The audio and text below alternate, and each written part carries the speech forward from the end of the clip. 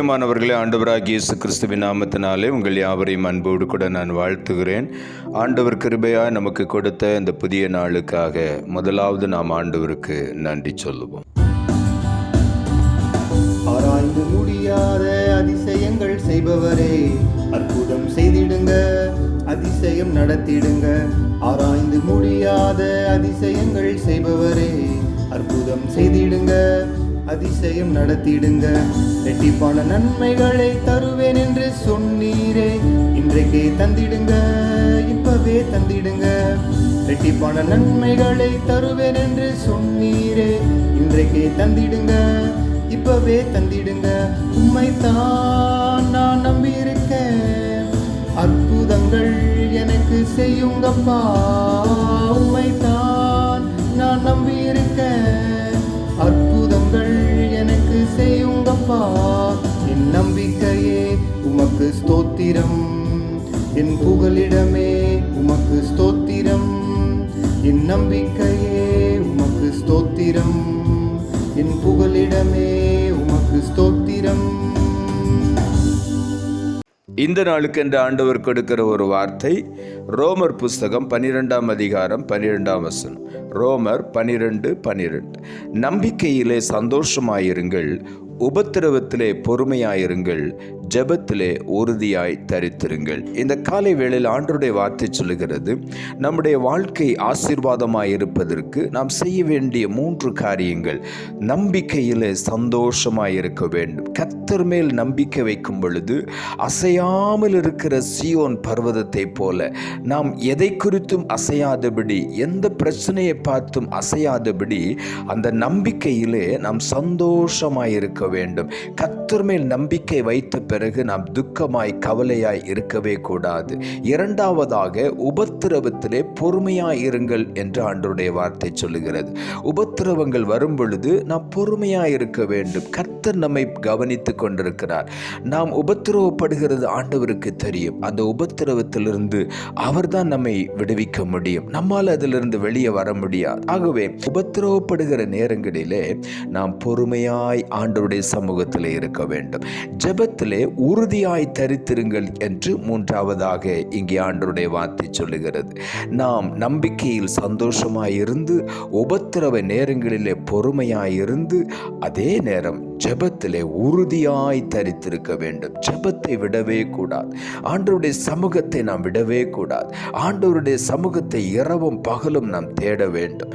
ஆகவே அப்படி நாம் தேடும் பொழுது, ஜெபத்திலே நாம் உறுதியாய் இருக்கும் பொழுது, ஜெபம் நம்முடைய வாழ்க்கையிலே அநேக நன்மைகளை, ஆசீர்வாதங்களை, ஜெயங்களை கொண்டு வரும். ஆகவே இந்த காலை வேளையிலே ஆண்டவருடைய வார்த்தையின்படியே நம்பிக்கையிலே நாம் சந்தோஷமாயிருப்போம்.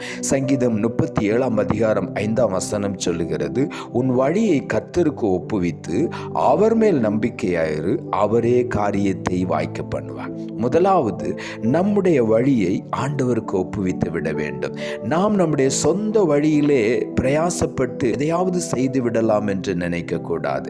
நம்முடைய வழியை ஆண்டவரிடத்தில் ஒப்புவித்து அவர் மேல் நம்பிக்கையா இருக்கும் பொழுது அவர் நம்முடைய காரியங்களை வாய்க்க பண்ணுவார். சங்கீதங்களின் புஸ்தகம் 34ஆம் அதிகாரம் 8வது வசனம் சொல்லுகிறது, கர்த்தர் நல்லவர் என்பதை ருசித்து பாருங்கள், அவர் மேல் நம்பிக்கையா இருக்கிற மனுஷன் பாக்கியவான். இங்கே ஆண்டவருடைய வார்த்தை சொல்லுகிறது, நம்முடைய ஆண்டவர் நல்லவர், அவர் நன்மை மாத்திரம் செய்கிற தேவன். அதை நாம் முழுவதுமாய் விசுவாசித்து அவர் மேல் நம்பிக்கையா இருக்கும் பொழுது ஆண்டவர் நம்மை பாக்கியம் உள்ளவர்களாய் ஆசீர்வதிப்பார். எரேமியா தீர்க்க தரிசன புஸ்தகம் 17ஆம் அதிகாரம் 7ஆம் வசனம் சொல்லுகிறது, கர்த்தர் மேல் நம்பிக்கை வைத்து கர்த்தரை தன் நம்பிக்கையாய் கொண்டிருக்கிற மனுஷன் பாக்கியவான் என்று எழுதப்பட்டிருக்கிறது. கர்த்தர் மேல் நம்பிக்கை வைத்து முழுமையுமாய் ஆண்டவரே என்னுடைய நம்பிக்கை என்று சொல்லி அவர் மேல் முழு நம்பிக்கையை வைத்திருக்கிற மனுஷன் பாக்கியவான் மாத்திரமல்ல, அவன் செய்வதெல்லாவற்றையும் ஆண்டவர் வாய்க்க பண்ணுவார். கர்த்தரை தன் நம்பிக்கையாய் கொண்டிருக்கிற மனுஷன் அவன் பாக்கியவான், அவன் பாக்கியத்தை பெற்றுக்கொள்வான் என்று ஆண்டவருடைய வார்த்தை சொல்லுகிறது. அது மாத்திரமல்ல, சங்கீதங்களின் புஸ்தகம் 119ஆம் அதிகாரம் 71 சொல்லுகிறது, நான் உபத்திரவப்பட்டது நல்லது, அதனால் உமது பிரமாணங்களை கற்றுக்கொள்ளுகிறேன் என்று சொல்லுகிறார்.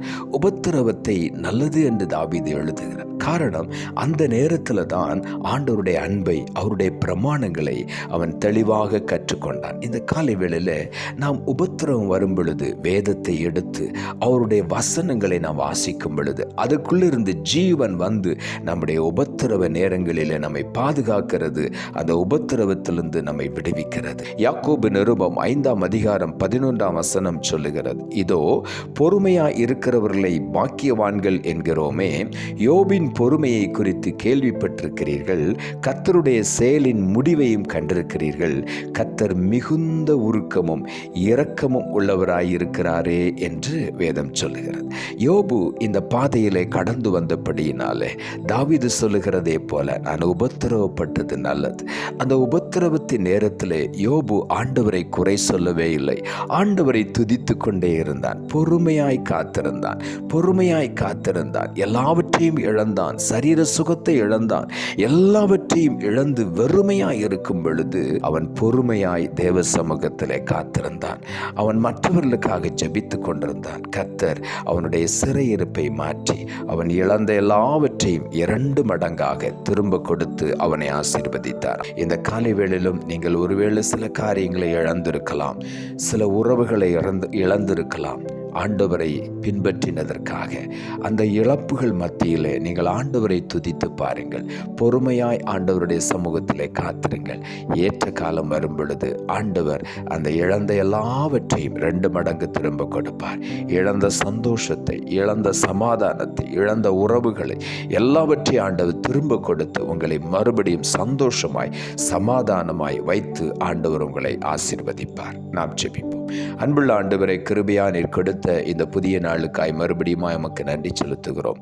ஆண்டவர் கொடுத்த ஜீவனுள்ள வார்த்தைக்காக நன்றி. நம்பிக்கையில் சந்தோஷமாயிருங்கள், உபத்திரவத்திலே பொறுமையாயிருங்கள், ஜெபத்திலே உறுதியாய் தரித்திருங்கள் என்ற வார்த்தையை கொடுத்து வசனத்தை கேட்டுக்கொண்டிருக்கிற ஒவ்வொருடைய வாழ்க்கையிலும் ஆண்டவரே, அவர்கள் இதுவரையிலும் நம்பிக்கை இழந்து போயிருப்பார்களானால் இந்த காலை வேளையில் தங்கள் நம்பிக்கையை புதுப்பித்துக் கொள்ள, நம்பிக்கையில் சந்தோஷமாயிருக்க, ஆண்டவரை சந்தோஷமாய் நம்ப நீர் உதவி செய்யும். உபத்திரவ நேரத்தில் பொறுமையாய் இருக்க ஆண்டவர் கிருபைத்தார். யோபுவை போல் அவ்வளவு பாடுகள் மத்தியிலும் பொறுமையாய் இருந்து ஆண்டவரை துதித்து மகிமைப்படுத்தி கொண்டே இருந்தான். அந்த அனுபவத்தை ஒவ்வொருவரும் பெற்றுக்கொள்ள நீர் உதவி செய்யும். அவர் என்னை கொன்று போட்டாலும் அவர் மேல் நம்பிக்கையா இருப்பேன் என்று சொல்லி ஆண்டவருடைய சமூகத்திலே உறுதியாய் ஜெபத்திலே தரித்திருந்தார். மற்றவர்களுக்காக யோபு ஜெபித்தான். இந்த ஜெபத்தை ஆண்டவர் கேட்டு அவருடைய சிறையிருப்பை மாற்றி எல்லாவற்றையும் 2 மடங்கு திரும்ப கொடுத்ததை போல இன்று காலையிலும் ஒவ்வொருடைய வாழ்க்கையிலும் இழந்த எல்லாவற்றையும் 2 மடங்கு திரும்ப பெற்றுக்கொள்ள நீர் உதவி செய்யும். தாழ்த்துகிறோம். இரட்சகர் இயேசுவின் நாமத்தில் ஜெபிக்கிறோம் நல்ல பிதாவே, ஆமென்.